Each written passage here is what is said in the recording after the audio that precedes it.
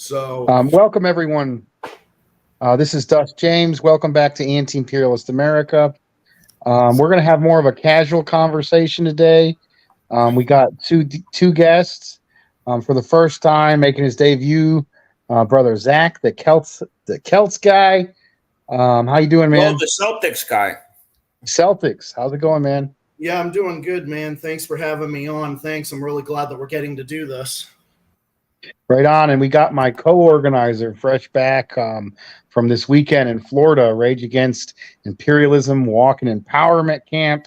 We had a good time. We had got to talk with a few contacts, got to do some karaoke and a campfire and see the swampland. It was a good time. Oh yeah. A lot of training and a lot of hiking too. Oh wow, really? A lot of big stuff that you guys are doing. Well, when we returned from the swamplands back to base camp, we went the long way. So you went the short way to the swamplands, did the speeches. Those will be out later. Then we returned the long way. By the time we came back for the training, I had to sit down. It was exhausting. It was sunny out. Oh yeah, I can believe that. Yeah.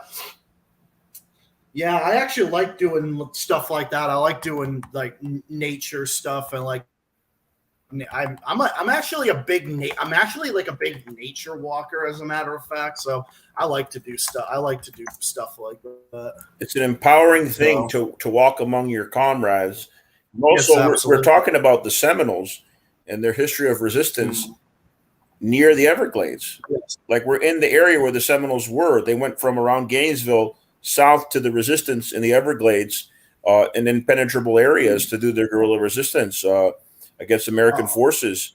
So, we're talking about militant resistance in Central Florida in the wilderness. It's very fitting. Historically, it has a lot of historical significance. I see.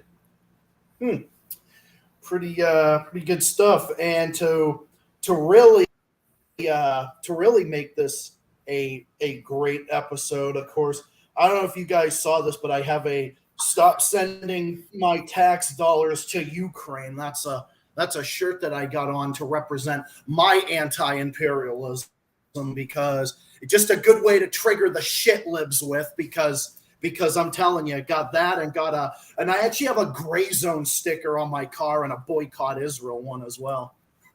Well, what's funny? What's funny is, like, I was imagining, like, when Dust and I went to DC on March 18th, and of course he had the giant Russian flag that we flew out in front of the White House. But when he showed up at the rally with the big Russian flag, obviously got a lot of attention. But I was imagining, like, some comrade be like, "Oh, the prior rally, those pro-Russian people, we have nothing to do with them." And then all of a sudden, Dust walking by with the big Russian flag, because we had all different types of comrades there. But it would have been hard to explain away. It's like, if you don't know who he is.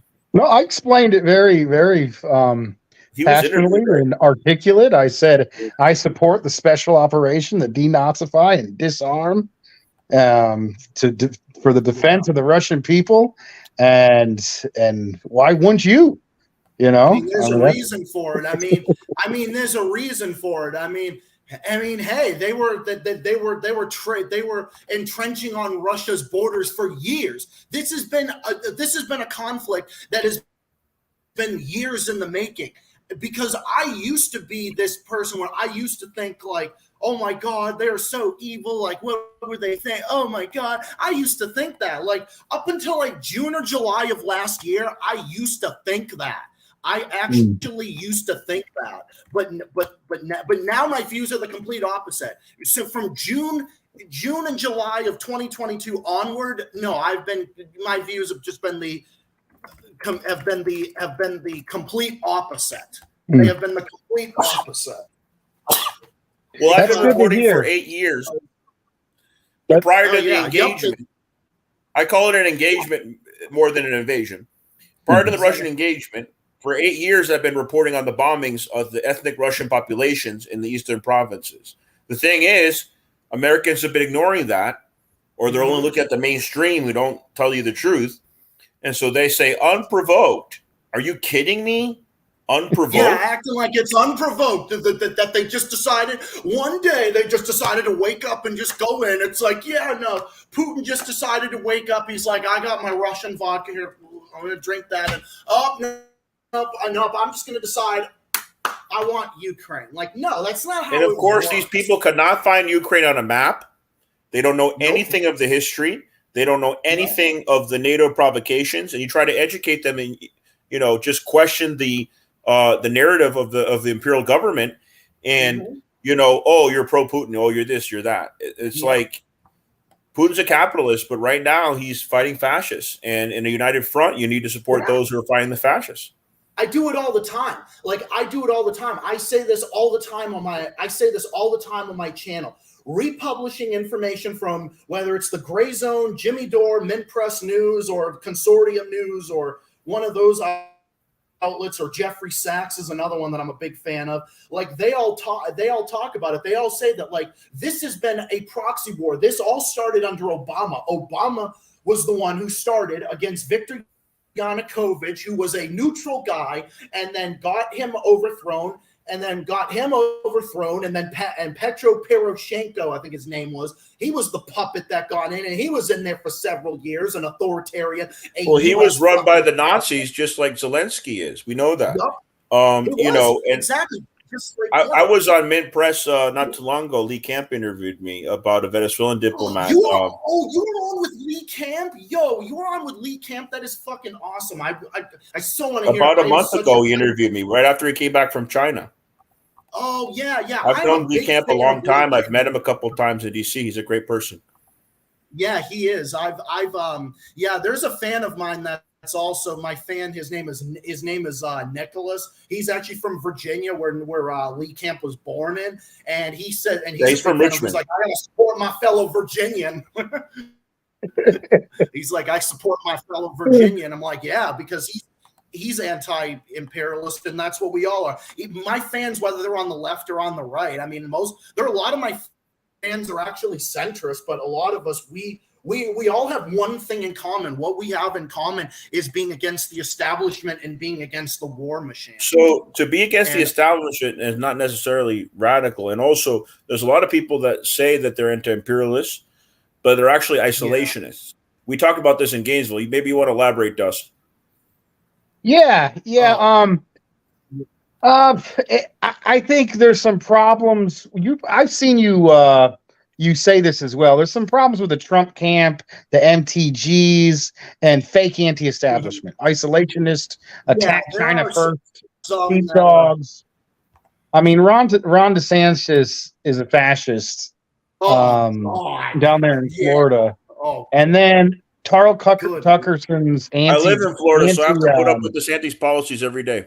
Yeah, Tarl Tuckerson's anti-immigrant stances are straight up fascist. Like the immigrants are the most exploited portion of American labor, and we need to be in solidarity with them. No ifs, ands, or buts about it. Anybody attacking immigrants, regardless of who they get on for partisan points, ain't about it. This is really good, man. I've been watching you a while now, and what I really appreciate, well, first of all, your style is a little different. Like, when I do a style, I run it like a union meeting or an activist meeting. It's about a subject, it's straight to the point, it's done, and it's over. Because, I'm on a schedule. But it's a little different. But what I really like about your stuff is that righteous anger, and there's a little bit of humor in it, man. I love listening to your stuff.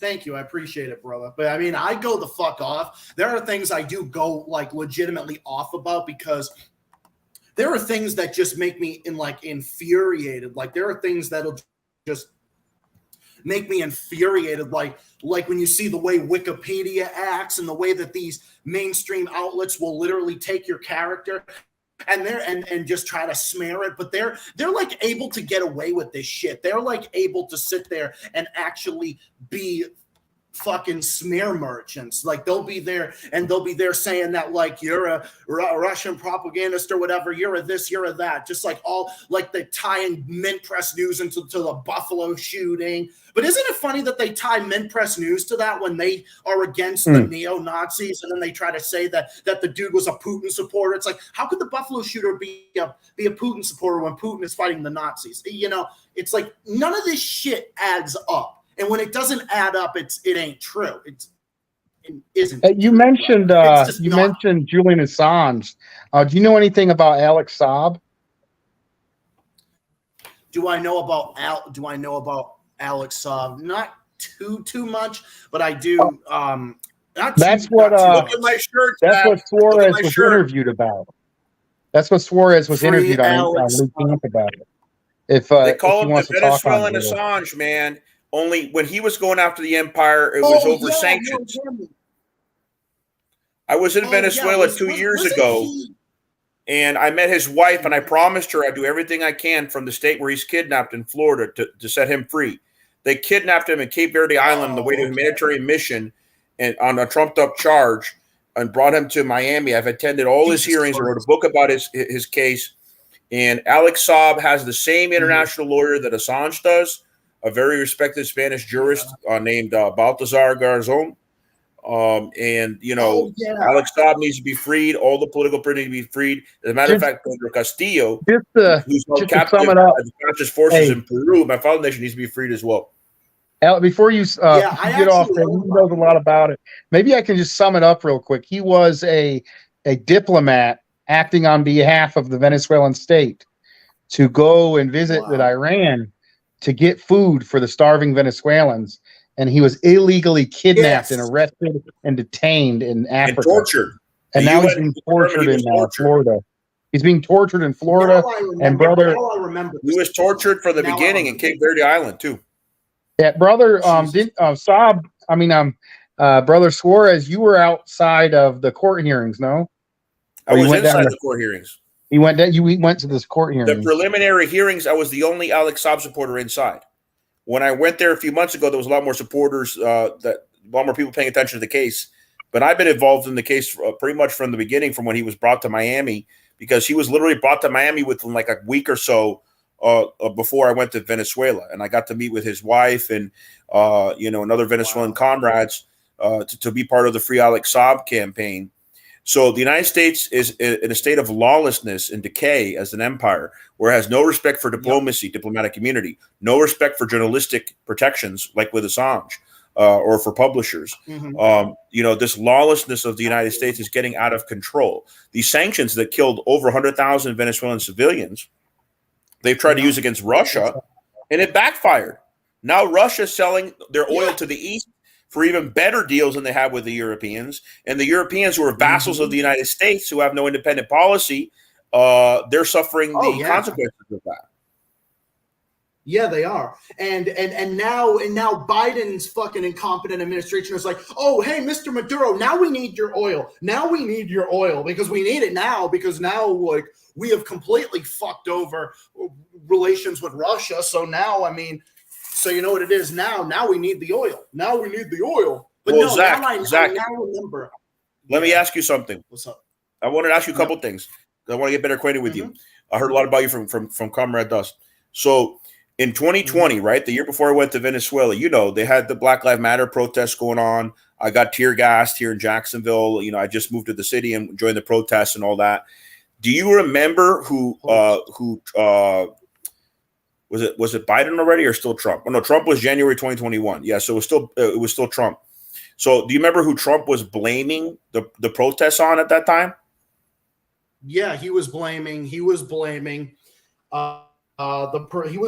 protesters. He was blaming those protesters for No. What I mean is there was a foreign power. I'm sorry, I should have put it differently. Trump at that time in 2020 was blaming a foreign leader for influencing the protest. Do you remember who that was? Don't say it, Dust. Do you remember who it was, Zach? I'm trying to think. Maduro. Ooh, he said that Maduro was controlling U.S. protesters fighting for the lives of black people and victims of police brutality. Are you fucking kidding me? Yes, he I said knew Maduro Trump was behind all this. He was financing the whole thing from a sanctioned third world country. And I went to Venezuela, of course, on my own dime the next year. Mm-hmm. But you could imagine how it was attacked by the right. You know, you're financed by Maduro. It's like, where are all these millions of dollars you think that Maduro has to finance protests throughout the United States, to finance me and send me to Venezuela, me, a working class guy from Florida? Like, it's absurd. Hey, I got a real question for Zach. So this is I know you're going live and I'm going live. This is the first time you've been on my channel. You said you were politicized in the last 2 years. Maybe you can just talk a little bit about yourself, who you are, where you're from, your political journey. So I'm from Massachusetts. I'm from Essex County, Massachusetts. I basically started getting into this type of stuff back in like 2013, I think, but I've kind of been up and down about it. So like in 2013, I started off like, very against, left, very on leftist, against the U.S. government, 100%. I was going after Obama for the shit he was doing with Russia, totally against it, calling him out, supporting Evo Morales in Bolivia, Maduro in Venezuela, supporting all the anti-imperialist countries for and I've always have. But then there did become a time in like during Trump and whatnot, during those years, obviously I was against him. I've never liked him, always been against him. There was a time I did think for a while, I did think that like Russia was this bad actor. There was a time I did think that. I've been like off and on, but like I said, in the last year, I've been completely, my views have completely flipped on that. And now I'm pretty pro Russia, pro Kremlin, although I have my disagreements with Putin on some issues, but no, I love the way he's fighting against American imperialism and much more.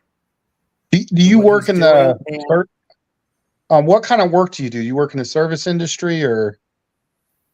I work in child family services. I work in child family services. I've been doing that since 2019. I've been working with in like child family services and like direct care. I've been doing that, and that's how long I've been making videos on YouTube. I actually started because my actually, funny enough, I actually met the one I'm with right now, who I'm dating, and I've been with for 3 years. He actually made like YouTube videos, and then I started becoming more comfortable. I'm like, I want to start putting my views out there, and so I did. So it kind of evolved from there. So like, I'd say I've been involved in this like a lot more since 2019, but especially in the last like couple years, I've been getting more and more like into it. And then of course, who really influenced me?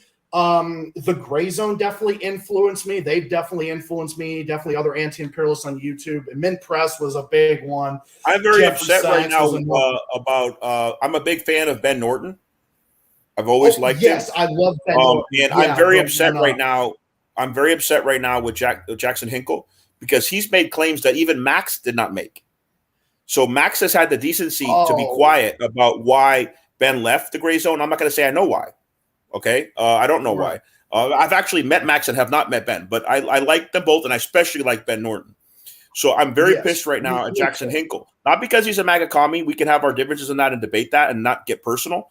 But now I feel personally insulted by Jackson Hinkle because he's defamed Ben and said things that Max has never claimed against Ben. He said that Ben left the Gray Zone because he stole a bunch of money. Are you kidding me? I hope Jackson is sued by Ben for saying those things. Yeah, and I'm actually just going to put my camera over this way so I can face it. Dude, that sounds really shitty. Like, why would, and it's actually does great funny work. He lives in Nicaragua, for God's sake. I mean, there's a lot of things I actually agree with him on. There's a lot of things I do agree with Jackson Hinkle on. So it's very disappointing for me to see Jackson Hinkle like turn out to be like that. I don't understand why. What evidence does he have that he stole money? He's providing no evidence. Yeah, he's just trying to start a shitstorm. Yeah, it's I don't know. I mean, I've never been a fan. I mean, I like that he's pro. He's in favor of friendship with Russia, against the war. But if you look, there's been signs like he went from like rich liberal kid to on Fox News within like a year. He says blatantly racist stuff, defends slavery. I mean, he's basically channeling. I've never heard of that. I know he was on Fox. No. I'm talking about Jackson Hinkle. Oh yeah. But what do you think of Ben Norton? I don't have any problem. He's solid anti-imperialist. I love Ben Norton. Ben Norton's awesome. I love his channel, Geopolitical Economy Report. It's actually really good. Just like I like the Gray Zone. I mean, I don't know. I never stopped disliking to go on Tucker's show. I would have, because I would reach more voices. I mean, our comrade Dakota went on Tucker Carlson show. I'm not against. I would have went on there. Show if you but I don't mean I like them. If you can change the working class minds to come to the left by coming on the show, okay. It's not an endorsement of Tucker Carlson. It's just absolutely not. Free speech. Yeah. Dan Kovalik went on there. Dan Kovalik did too. I know Dan. I had him on my show. Yep. I know Dan personally as well. I mean, I don't know. I just thought that, whatever. Maybe Ben Norton wanted to go do his own thing. He wanted to go do his own show, whatever. That's no different. I still like the Gray Zone a lot. I still like, them. I do. And I don't understand what the big deal is. Like, why? I think we need a united front, man. If I'm friends with Putin and I have a whole bunch of problems with him, you think I'm not going to like anti-imperialist, even if we disagree on social issues or focus here or that? Yeah, exactly. There is a line though. When I see blatant like homophobia, like really bad anti-transphobia, or like stuff where it's dehumanizing and you can't tolerate transphobia. That's rhetoric of the fascists. So stuff like that, like I draw the line. There's got to be a point. Or maybe there can be you like somebody on this, but you dislike on that, but you'll still work with them on this while you're calling them out on that other stuff simultaneously. Like that. That's how we work together. We don't need none of this cancel. I hate you. You said this. You said that. Blah blah blah blah blah. I'm like, no, we got to work together. Zach, are you familiar? Or Zach, are you familiar at all with the Uhuru movement? The Uhuru movement, yes, I am. Yeah. They're only a couple hours away from me in St. Pete, Florida, and they actually recognized my organization as one of the first three. There's been several more added on. One of the first three organizations after their indictment who supports them. They said, we want to recognize Al Suarez and Revolutionary Alliance for supporting us. They put it on their website. Because I wrote a statement in their defense, and they were so impressed with it. Out of the 1,000 statement they got, they put me as number 3 as one of the top organizations recognized by Uhuru. And we invited, their rank and file or other leadership, whoever they could send out to Gainesville. We can't really get into who showed up, who didn't, but we support Uhuru. We're against the FBI indictment. Clearly, this is McCarthyite tactics meant to intimidate African Americans to have pro-Russian views. 100%. And I don't even believe in the indictment. They say they were funded by Russia. They deny that they were. It's basically because of their views, because they happened to go to Moscow once, and they went to several countries, and Africa included.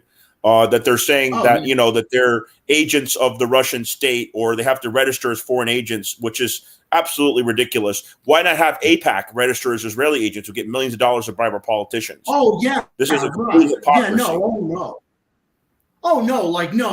AIPAC is not a foreign legion. Oh no, not them, because they're with piss rail. Because that's what I call Israel. I call them fucking piss rail, just like I call Ukraine shit. They're Zionists. They're Zionist thugs, man. Zionist thugs, 100%. And that's why I like RFK Jr. That's why I like RFK Jr. more than Marianne Williamson. He has better views on Russia. Dude, Marianne Williams is a wishy-washy meal. He has much better views on Russia, and Marianne Williamson actually has said pro-Zionist things. So I don't like her at all. Hey, let me give a shout out. Let me give a shout out to somebody commenting on my channel. We Need Critical Thinking says truth. Jackson Hinkle has flip-flopped at least 3 times on YouTube channel. Chasing gold. Yep, he does gold commercials. He's a thief. He stole Lee Camp, most censored and lies about Ben Norton. So I don't know, and I know Lee Camp is a friend. Lee Camp hasn't told me anything about that. I don't know what he means by stole Lee Camp, but he says he stole Lee Camp's most censored and lies. somehow he stole his like material. he's trying to. Oh, maybe he's stealing trying his material. I wouldn't be surprised. Yeah, but like what he said against Ben Norton, there's absolutely no evidence for it. I'm convinced it's not true. Oh, yeah. It's a way to defame Ben, and it's something that Max has never even said. So Hinkle needs to be sued. He needs to be made an example of for saying those things. Yeah, 100%. It's defamatory. It's completely defamatory. And it makes no sense because it's like we all have a lot of similar views here. It's like, why don't we just put our policies aside and not act like this? Like, there's no reason that Jackson Hinkle has to act like this. I mean, whether he agrees or whether whatever, it's bullshit, man. It's the culture war tweet bullshit, man. As long as you get sick of the fucking culture war bullshit. About everything's got to be about. Oh my God! It's like, what are we gonna do? We're gonna pull a Tulsi Gabbard or a Kim Iversion, or not Kim Iversion. Kim Reynolds rather. I actually like Kim Iversion. I meant to say Kim Reynolds. Kim Reynolds in Iowa. Everything. The biggest problem in the world are these transgender wombats that are making a big deal about this and that. Like, that's what it is. It's such a big. Since when is Tulsi been the anti-regime change person? And she's completely reversed now. She's pro-drone warfare. Like, she made a complete 180. That's been my biggest problem with Tulsi. Tulsi has done a big foot. She's been great on Syria. Great on the proxy war, just like Tucker is. I mean, like I said, Tucker is a fucking war hawk when it comes to China. He's a war hawk when it comes to socialism. But I'll tell you, like I said, the NATO proxy war is a strong point for him. He's right on Russia and Ukraine. Well, he's also said Tucker said if he was a millennial, he'd be pro-socialist. He said things like that. He said, "I can understand why young people are against capitalism." Man. You can't. Well, I'm not saying it as a defensive of Tucker Carlson. He's racist. He's anti-Latino. We know that. But he has said things that were kind of progressive. That's what I'm saying. I think him saying a little bit of truth just better sells his anti-immigrant points. If you look at when he did his comeback, he says, "Oh, we need to talk about important things like war," and then the very next thing, demographic change. What the fuck did he mean by that? Right. Immigrants. It's fashion. Well, it's the white replacement theory and all that. Yeah. I'm not okay with it. I'm from a mixed family. Like, I'm not okay with that shit, man. That shit bothers me. But see, here's the double-edged sword. I guarantee you they canceled him only because he was speaking out on Russia and Ukraine. I have a theory that also, I think they fired him. I mean, we don't know. I also think they fired him because he was exposing the CIA. Remember, he brought Bobby Kennedy Jr. on and all that. Yeah, he was. It could have been for I mean, they just went through a lawsuit. It could have been for anything. That lawsuit made him weak. That lawsuit made no sense. You know why? Because what's the name of the company? Vanguard, who's the largest shareholder of Fox, is owned by Dominion. Yeah. So like they're suing themselves. Yeah. I think they were using the lawsuit as an excuse, and there was other reasons. I'm not so fixated on it because I'm not a big Tucker fan, but I think the reasons that Fox was giving and the New York Times and the bourgeois press were giving are not credible. Mm-hmm. Bourgeois. Doesn't bother me anyway. I'm not crying tears over him being gone. Right, me neither. He's a rich guy. He's going to be fine. He's going to probably start his own platform. I'm just saying I don't trust what the bourgeois press says. That's all.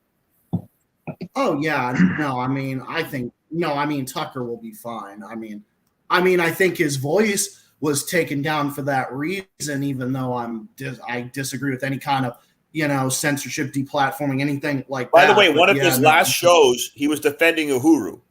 I'm not saying he believed what he was saying. I'm just saying he did things that pissed people off on the right. I think everyone got a little bit too happy about that. If you look at, yes, he had leftists on, but when he had leftists on, it was only to attack the Democrats to get support from his Republican base. But they were attacking the Democrats left.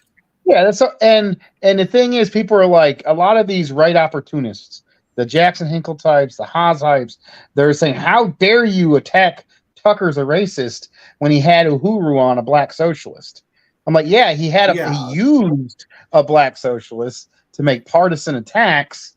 Meanwhile, he attacks socialists and attacks black people and attacks immigrants 24/7. I mean, it's Also, he was two-faced. Most of his viewers thought that he liked Trump. Most of his viewers thought that he liked Trump. And we know now from those texts he didn't like Trump. It's a good thing he didn't like Trump, but he was being two-faced, right? Because on the air, he wouldn't say what he really thought. Oh, wow, really? Huh. That's crazy. Yeah, no, I mean, yeah, that was that's mentioned in the lawsuit. I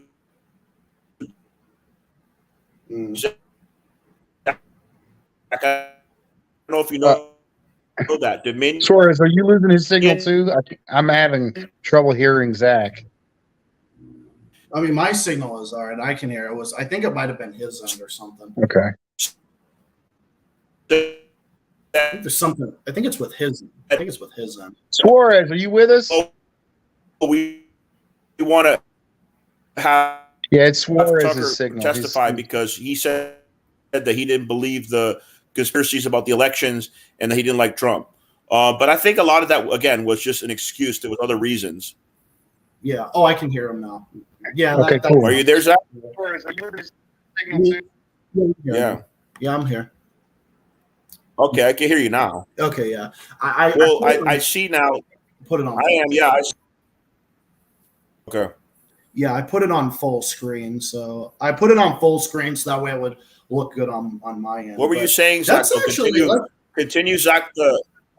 Zach.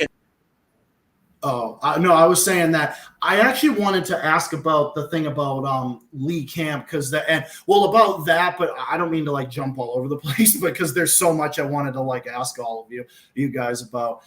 With regards to Alex Saab, I actually do remember him now. Yeah, he was the one that that dude got kidnapped by the CIA, like no tomorrow. I actually do remember Lee Camp. Actually, he was talking about that. That was actually a great segment. And that's not the first time the CIA has kidnapped foreign diplomats. I mean, look at what we did to. Well, the only time Lee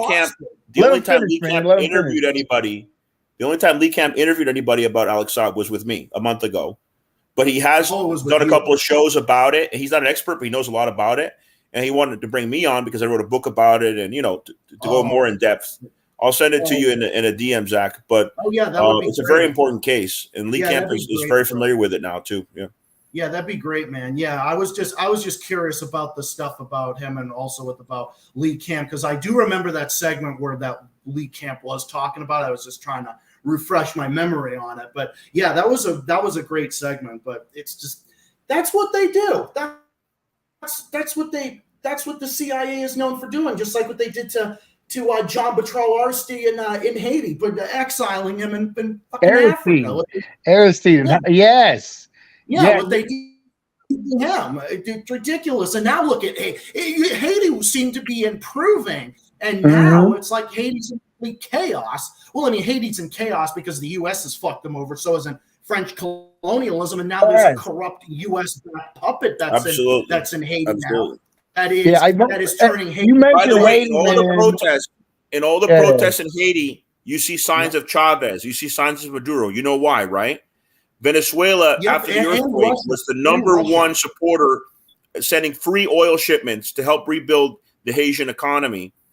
And so when there was coups against, allies of Maduro in Haiti, the people rose up to demand their return. Yep. I get passionate about Haiti. You can't mention Haiti without me talking about it for I want to stress that there's a company, I can't think of the name, but it's a security firm based out of Melbourne, Florida, in Central Florida. And that firm hired mercenaries to take out the last Haitian president who was assassinated. And that same firm sent mercenaries to Colombia to try to capture or kidnap Maduro. So there is a direct link. And also, if you look at the history, Simón Bolívar, the Venezuelan liberator who liberated my father's country, Peru, and several other countries in South America from the Spanish imperialists. When he went into exile, Haiti had just been liberated by ex-slaves. And they not only took Bolívar in, they gave him ships, they gave him arms, they gave him supply, and they gave him soldiers under the condition that he abolished slavery, which he did long before the United States.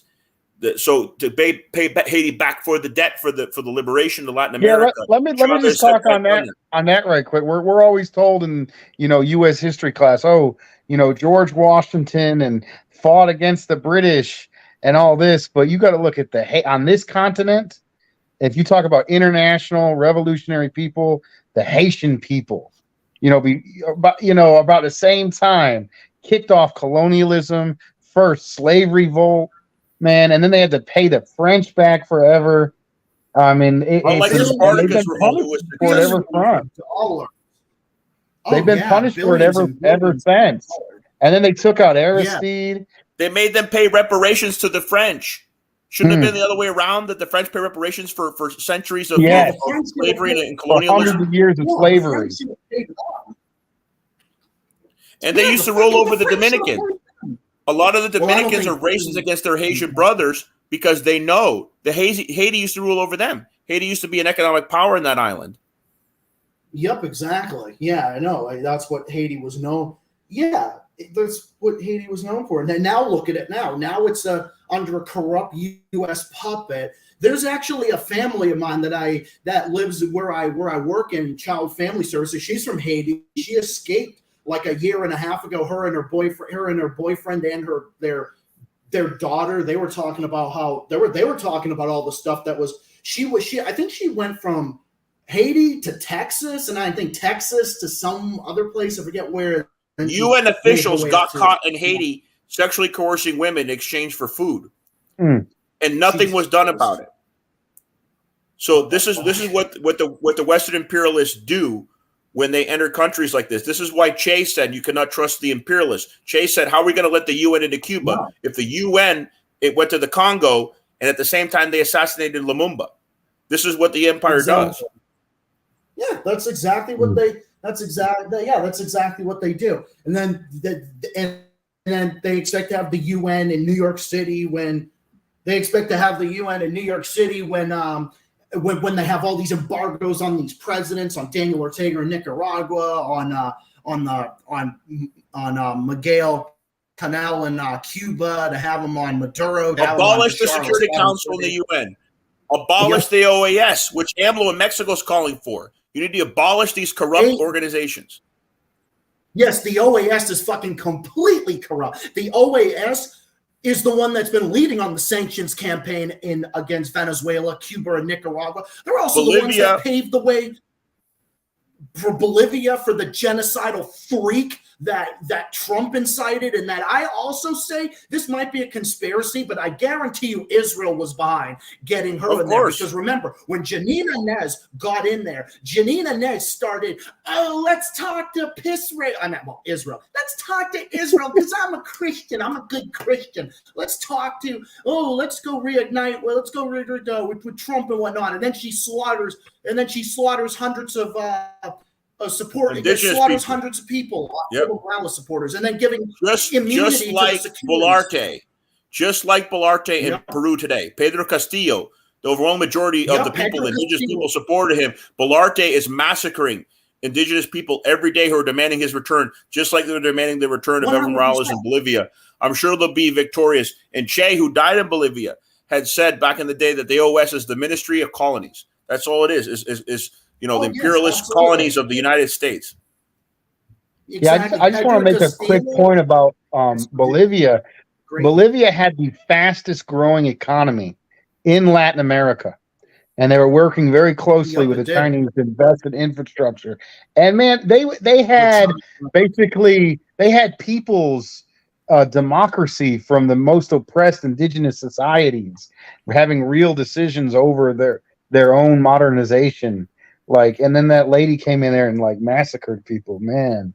Well, in 2006, when Evo Morales took over, Bolivia was the second poorest country in the hemisphere after Haiti. And then he left in the coup with it being the fastest growing economy in all of Latin America. And Luis Arce, who's the current president, socialist of Bolivia, was an economic minister. Mm-hmm. He was part of the economic miracle. Yes, he was. They nationalized or at least put high taxes on the multi-corporations that were extracting copper from Bolivia, helped transform the economy, made a socialist economy, worked with China, as Dust said, and that helped transform the economy in Bolivia. Yep, exactly. Yeah, he got in there after Janine Inez got overthrown, and now she's in prison. I actually did a bunch of videos on that. I've done a bunch of videos. She tried to escape the girls out of Brazil. She was so pathetic. She's she's trying to hide underneath her bed, when the authorities got her when she was trying to to get on a plane to to get over to the border of Brazil. She's so pathetic. Oh yeah, do you know why? We all know why she was trying to go over to Brazil, because there was another right-wing authoritarian that was over there, Jair Bolsonaro, a complete bigot, a fascist. That's what I'm saying. She was trying to go to Bolsonaro's Brazil. Absolutely. Yeah, and now he's out too. Homophobic. He's out too. Thank God. Yes, and now Lula got in, and Lula is uniting with Venezuela. Diplomatic relations have been restored. The Cuban doctors have returned to Brazil. So they've made progress there. Let's hope the left rises up again in Peru and is successful. I hope the left rises up, bro. Dude, I recently gave money to the Socialist Party. One Socialist Party I actually ended up giving. And I'm like, yeah, see, I'm here supporting socialist causes, and I will every step of the way. People fucking cry about it. Because Lula is triggering the neocons and the neoliberals by going back with Venezuela, with Cuba, with Nicaragua, with Iran. He's taking a neutral stance with Russia and Ukraine, which is great. It's also pissing off the neocons and the neoliberals, which is also great to see. Do you know where Bolsonaro's hiding right now? He was hiding. You know where Bolsonaro's hiding right now? Back. Not currently at the moment. Where is he hiding? No, he's in Orlando. He's 2 hours drive from me. Well, I heard he was in Orlando. I don't know. Last I heard, he's hiding out in Florida, and Guaido just escaped Venezuela. He couldn't stay in Colombia long because now what's the name of the Colombian president? Petro. Duque was son of a bitch. Petro of Colombia is united with Venezuela now too. So he had to escape, and now Guaido's walking the streets of Miami. That son of a bitch. Well, I did hear about Bolsonaro that he did return, and he's facing a bunch of different charges because Bolsonaro's in big trouble now. I mean, Bolsonaro's. I didn't know he returned. I haven't been paying attention to Brazil lately. I've been more focused on Venezuela and my contacts there. But let's hope he's in prison because he's a corrupt son of a bitch. Bolsonaro is. Yeah, no, I swear that Bolsonaro is back. Bolsonaro was back, and he's facing a bunch of. I'll look it up. Yeah. It gives Zach some credit, man. He pays attention to, sometimes more than you, man. Hey, I'm impressed, bro. Zach knows what's going on in Latin America. Actually, Brazilian police search Bolsonaro mansion and arrest aide. Why hasn't he been arrested? Oh, yes. I know. It's like they need to arrest him. Why aren't they arresting him yet? I'm curious. Like, what are they going to arrest? Hold on. I don't see anything about his return to Brazil. Are you 100% sure about that? I remember. I'm going to look it up one more time. Return. Why y'all looking it up? How are the conditions? How are working conditions out there in? You're right. March 30th, the report he returned to Brazil. I thought he was still in Orlando. I was going to try to protest outside the house he was staying at. How are conditions like inflation? People are people getting over COVID and stuff? Like, how are things going up there in Massachusetts? Oh, in Massachusetts, for an American state, which, I mean, it is a good state, though. I will say that. We actually recently passed a millionaire's tax, which was really triggering the shit out of fucking neocons. And I mean, okay, I'm no fan of any two-party system whatsoever, but our current governor, Maura Healey, was actually put out a big tax relief package and cutting taxes for like low-income families and getting back money in tax returns. Voters voted for the millionaire's tax. I voted for it, actually, and it's really triggering the shit out of people. So I would say this is a very progressive state, but it's definitely still got its challenges. You know, there's still issues with like gentrification in like Boston and places like that. It's definitely it's a good state, but it is a bit on the pricey side. So Zach, I don't know. The wages are pretty good. The wages are pretty good though. Yes. What's up? Zach, I don't know, but the cost of living side, but I don't know if you got my DM, but I'm originally from Boston. And about 12 years ago, I was part of Occupy Boston. I was one of the 46 that was arrested on camp. They sent bulldozers and snipers to stop us, but we wouldn't budge. And they had my mugshot on the front page of the Boston Herald with other comrades. They quoted me. Are you from the Boston area? Or are you upstate? Yeah, I'm curious. I think he said he's from Yeah. No. Dust is asking you, Zach, because I'm from the city of Boston. He wants to know if you're from like upper part of Massachusetts or if you're from the city.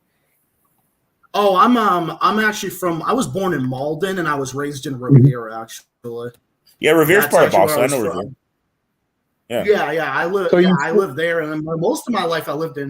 Most of my life I lived in Salem, and then I moved a little north of there. Okay. Not gonna like say my current like. Gotta watch out for those witches, right? You got the Salem witch trials going on still, right? Yeah. But now it's just McCarthyite. If you're pro Russia, then you're practicing witchcraft, apparently. I lived a few months in Chelsea, the Guatemalan neighborhood down there in Boston. I worked as a day laborer, and I drove the van up to Worcestershire of the day laborers to work in the newsprint business. I'm thinking wherever there's concentrations of Chicanos, Mexicanos, or Central Americans, Dust has always been there. No, that's why I started driving trucks. He's like an adopted Latino. I was 19. I was 19 years old, and I was up there seeing some comrades, and I wanted to stay with my Guatemalan friends. So I was like, okay, what do you do? What's work? So I worked as a day laborer, and they were like, oh my God, you got a license? I'm like, yeah. They're like, you're driving a van. I'm 19 years old from the country, and it's like, what the fuck, man? And then my friend was like, look left, look right. And he yelled at me till I figured out how to drive the van. Well, Che became a revolutionary. Che did not become a revolutionary in South America. People say the motorcycle diaries. He was not quite a revolutionary yet. He became a revolutionary in Guatemala because he witnessed the U.S.-backed coup against Arbenz. He was a doctor working for Arbenz's government, and he had an opportunity to return to Argentina after the coup. And he was so mad, he said, no, I'm going to continue the revolution in Mexico. He went on to Mexico. He met the Castro brothers, who were recently exiled, and the rest is history. But Che did not become a revolutionary until he witnessed the coup in Guatemala. That was the first CIA coup in the Americas in the 1950s. But anyways, a few months. May you rest in peace. Yeah. No, I'm gonna get a fucking Che Guevara shirt next. Right on. I got a Che Guevara shirt in my closet. I could switch. A few months later, after I dropped out of college, started driving trucks. Been doing it over 10 years. Zach, I'm going to tell you a secret. I'm sorry, Dust. I have to tell him your secret. Dust actually was born in central New York. Yeah, I'm from originally upstate, northern. Everybody thinks he's Southerner. I mean, you are Southerner, but you happen to be born up there. Oh, I've been here since I was 5 years old. Yeah. You know, okay, people don't know this. You know the country outlaw, David Allan Coe? He's originally from Ohio. What? Yeah. He was the guy who's known for being in Yeah. You know, rural folks are rural folks. That's cool. So Alex, you're originally from you're from Boston? Are you? So my father's a Peruvian immigrant and my mother's a Bostonian. And I am a Bostonian technically, but I left Boston when I was 6. I've lived in Florida for many years. I lived some time abroad. I was in Spain. I was in Peru. I speak Spanish fluently. I was some time in Miami, where a lot of people speak Spanish. But yeah, I'm originally from Boston. I have some ties there through my mother's family. That's cool. Well, I got ties. I got a lot of ties in Indiana because my partner's from there actually. So yeah, he's from Indiana and he's been living here with me. So did you hear about David Miranda? From Columbus. Did you hear about Zach? Did you hear about David Miranda or Miranda? David Miranda. He's Glenn Greenwald's husband, right? He died yesterday. I'm getting the name. Actually, he died. He died the day before yesterday. He was in a coma for a while. He succumbed to the coma. Very sad. Dude, that's he was also very political. He was a deputy or a parliamentarian in Brazil. Yeah, my thoughts. He was very young, younger than me. He was only 37. I know. He was like in his 30s. That's so sad. I know. It's like I feel so bad for Glenn. Glenn is a great journalist. He did great work with Snowden, with Assange, and now he's suffering this terrible loss. One of my favorites.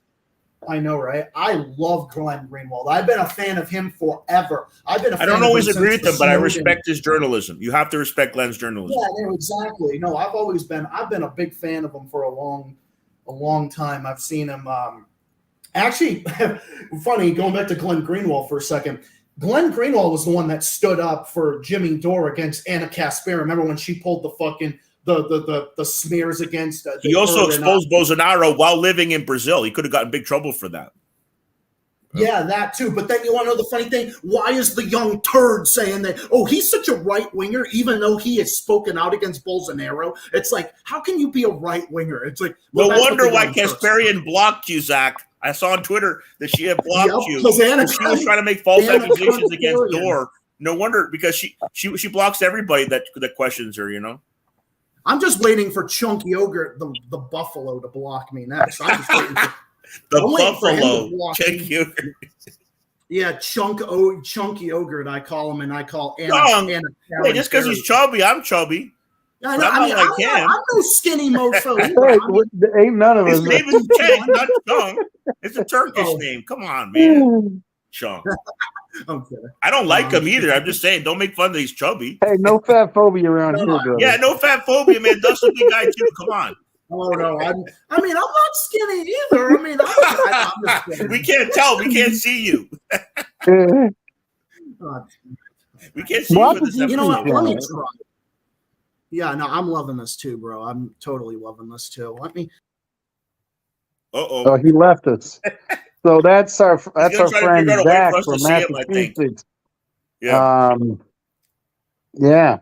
I think he's gonna come back. But he's younger, right? Zach, you said he's like 24. Yeah, watch his channel. Look at his channel. Yeah, because he said 10 years ago stuff going on, like when Chavez died, he liked Maduro. He was only 14 then. Zach, how old are you? I'm 26. Oh, okay. So you were already 16. Yeah, a lot of people get in politics. I was about 16, 17 when I started to get into activism. Yeah. I was trying to put the camera on, but what happened was when I tried to put the camera on, it wouldn't work, and then it keeps cutting me out for whatever reason. Next time we'll set it up so you can be on camera. It's no big deal, as long as we can hear your voice. Oh, yeah. No, I mean, this is first time I've actually – this is actually the first time I've done something like this big. That was actually so the thing about Anna Kasperi, I've been trolling them for like – I can't stand her. I saw her in person once in Miami, and you could just see the way she walks, the way she holds herself. She's a total snob. And like, something else too, like how is she Armenian? She's Armenian, and she's working for a organization called Young Turks. That's the name of the group that did the genocide against Armenia. But remember, Aaron Mate is the genocide denier, right? Oh, he's the son of a Holocaust survivor. How are they going to say that about him? You don't support them. How do you support them? And by the way, because Aaron Mate challenges the Syrian chemical hoax, which that's what I call it on my channel. I call it that. I call it the Syrian chemical hoax. There was chemicals, but it wasn't the Syrian government. It was Syrian rebels coming through Turkey that had them. Yeah. Fucking helmets. It was the fucking white helmet, Al-Qaeda terrorists that were the ones that did it. Well, I mean, when I say chemical hoax, I just mean like it was a hoax that was chemicals used that are being staged. Yeah, a false flag. Just like what's the name of that town? Bucha? That town in Ukraine? It's a false flag, which is in a way a hoax. Duma, but there was also a town with a B. I don't remember the name, but there was a town that Scott Ritter did a great job exposing. That town was actually pro-Russian, and they were claiming that Ukrainians were massacred there, when those were pro-Russian people being massacred by the actual Ukrainian regime. Oh yeah, it's no different. It's no different than how like the pro-Russians in Eastern Ukraine were getting massacred by the neo-Nazis in fucking Ukraine. But just remember, it's Russia that's the genocide. All you got to do is look at all the times Russia went to the UN and said, we want this investigated, and the U.S. vetoed it. So the U.S. knows it's the other side doing it. Why else would they veto it? Just like they vetoed the pipeline. So if the U.S. had no involvement in blowing up the pipeline, then they would have sued Seymour Hersh for defamation. Then they would have not blocked the investigation in the UN. It's so obvious the United States blew up the pipeline. And Germany's done zero about it because Germany is nothing but a vassal state or slave of the U.S. empire. We know that. And the Nordic countries and the UK, all of these countries, when you are in the North Atlantic terrorist organization, you are a puppet. You are a puppet for these. You are a puppet for the U.S. You are a puppet for Israel. You are a puppet. Like you are a puppet. Like or you are. Next time I'm in Boston, Zach. Because I do go up there about once a year, or when I can. We should definitely meet up, man. It's good to connect with you. Oh, absolutely. Yo, we need to meet up. You and I both go on an anti-imperialist journey or something. We do something. Dude, I'm always around to meet with people. Like I'm totally down for that. I am totally down for meeting more comrades because I've been I walked around Montreal a couple of years ago. I walked around Montreal with a Che shirt, and they loved it. The French Canadians are very progressive, more progressive than Bostonians. Yeah, no, they're really cool. Quebec is really cool. Yeah, because it's only like really 3 hours drive from Boston to Montreal. You go through Vermont, shout right out, there. Just want to give a shout out to Chris in the Workers' Reading Room from Canada, who does anti-imperialist updates. Yeah, I think he's from Western Canada. He's a good comrade. He supported our event in Gainesville as well, Gainesville, Florida. That's cool. Yeah, he actually that's so cool. He's a regular working class guy. I know a lot of people, bro. I haven't even given you all the names. Like I've been an activist for 20 plus years. Lee's just one of the many ones that I know. Man. I don't even reveal everybody that I know, but I've met a lot of important activists over the years. Yeah, tell him tell him about me. Tell him about me, and I'd like to meet these people too. I'd love to meet talk with Lee Camp or Max Blue. I've never been to Nicaragua. You know that? I've been to Cuba. I've been to Venezuela. I really want to go to Nicaragua. What I really love to go to Nicaragua and meet Ben, because Ben does a lot of good journalism. Let's organize it, man. Let's organize it. Let's do Anti-imperialist America contingency to the Solidarity Brigade sometime. Yeah. This is where my channel is going. This is where my channel and our channels are going to go big. Because when we collab like this is how my channel is going to take off, and your channel and all of our channels are going to take off. And this is the thing that threatens the capitalist establishment more than anything. Nothing threatens them more than a collab like this. Well, solidarity is more important than unity, Zach, though. You need to remember that. There can only be true solidarity. Sorry, there can only be true unity with true solidarity. Yes, absolutely. 100%. Yeah, with my other comrades, I actually do a Discord /podcast with a bunch of my fans on here as well. My ones that I shout out in the comments, Adam DeWolf is one. He's actually Mexican. He's actually Mexican American. Actually, him. They must call him El Lobo. If he's the wolf, they must call him El Lobo, right? Yeah, I think so. Yeah, he's a cool guy. Yeah, I've got Listen, I gotta go. I committed to about an hour. I really gotta go. We started a little late, but Zach, pleasure. Dust, as always, pleasure. Pleasure, comrades. Keep in touch, okay? Yes, absolutely, pleasure. Yeah, I actually have to go in a few minutes too because I got to start on my. Feel free to keep up the show, the two of you, but I got to head out. So peace, comrades. All right. Peace, Alex. It was great to meet you. Later, man. In the words of Che, hasta la victoria siempre. Yes, absolutely. And down with the U.S. empire. Abajo imperialismo. And next time, till next time. And when we do this, I'll definitely work to get my the camera working. We'll do that. Okay. All right. Thanks, man. Appreciate it. He's a great guy. Yeah. He was my co-organizer for the camp out in Florida. Been working him for a little bit.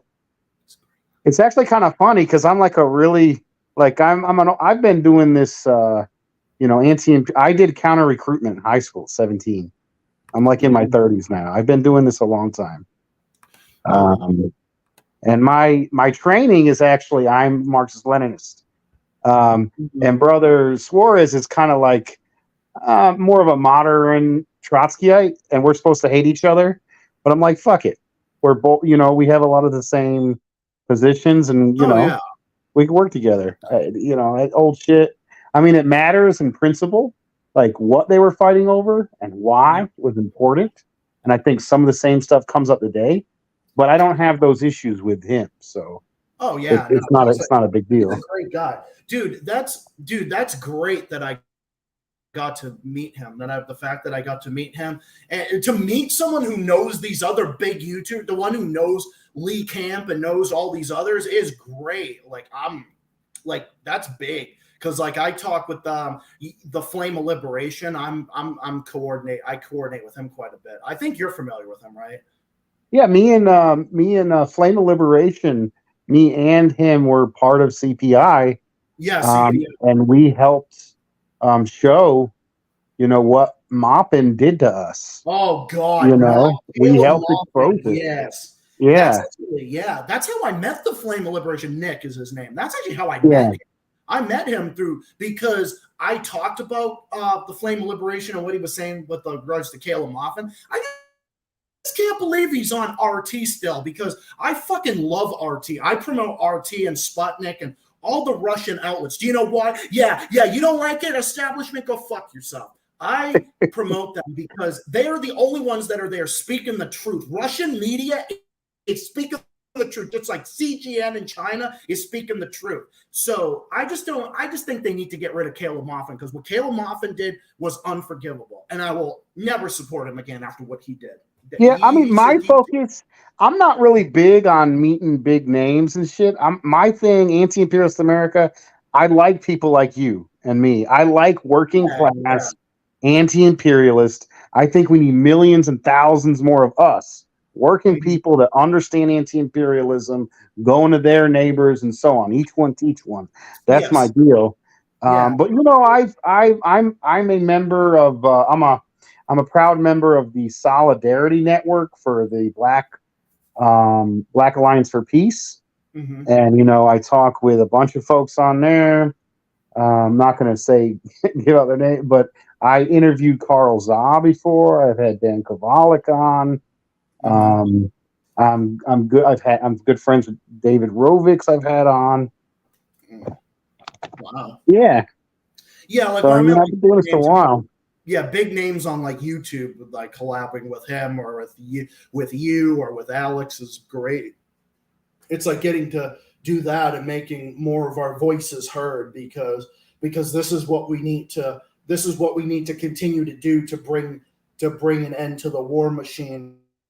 And little by little we must do it for human survival, for literal human survival. Yeah. To stop war and imperialism and stop Biden's warmongering agenda, stop Trump's warmongering agenda, and stop the two-party system's warmongering agenda.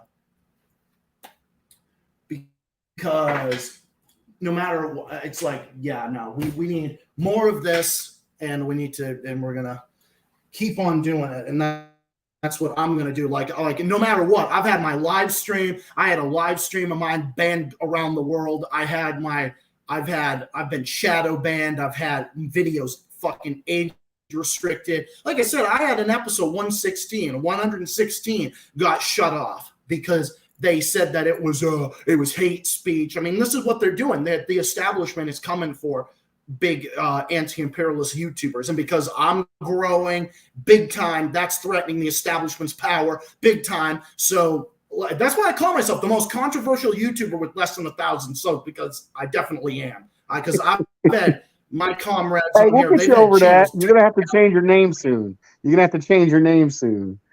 tagline is gonna be the most controversial YouTuber under 3,000. So. Oh yeah, definitely. I'll have to change that. Yeah, at some point I'm gonna have to. Yeah, I'm gonna have to do that eventually. But no, I am a fellow socialist, and I support you guys and other comrades. I support other Marxists out there, others that are out there standing up. I mean, I support you guys 100% because we all have one thing in common. Capitalism is the enemy of humanity. It is the enemy of humanity. Dude, my fans that are center right even say this, that capitalism is a fucking joke. And it is. It is. We live in a capitalist country, and look at how it's turning out. It ain't turning out so well. So interesting. Yeah. I mean, you can get further into the Marxist-Leninist view. It's monopoly capitalism, which is even worse than capitalism. Like capitalism, here's an example of monopoly capitalism versus capitalism. In Durham, North Carolina, was known as Black Wall Street. They bombed Black Wall Street. They got rid of those banks. So these were capitalists. These were black folks that were loaning to their own people. But the thing is, that was helping black people rise up. So they got rid of the black bankers, And it was more profitable to the big banks to make sure black folks had no credit. So capitalism was more moral than national oppression. And national oppression, where there's one country, basically, or one country is a group of countries, and have this group of bankers, monopoly capitalists, basically control those economies and the entire global economy. And that is the source. Oh, yeah. That global system, monopoly capitalism, imperialism, as understood by Lenin, is the source. That is what's happening. It's a global economic system controlled by finance capital. That's what we're living in. It's the last days of empire. Yeah, absolutely. Dude, this is great to do with you. We would be doing this. I'll definitely be doing this more. Yeah, Often, man. Well, I gotta go. I gotta get up. I gotta get up. Start my podcast. 3:30. I know you're about to do your thing. I got to get up at 3 a.m. I'm a local truck driver.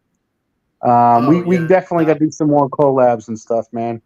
Oh, absolutely. Yeah, you, me, and Alex, and many more. Yeah, I got to go with my comrade. Adam. All right, brother. You have a good night. All right, bro. It was a pleasure meeting you, and we'll keep fighting and keep on rocking, and we'll definitely do this again soon. Hey, do the ending slogan with me. Just raise your fists, and on the count of three, say "Power to the people." Say "Power to the people" on three. 1, 2, 3. Power to the people. Power to the people. Absolutely. All right. Take care, brother. Peace.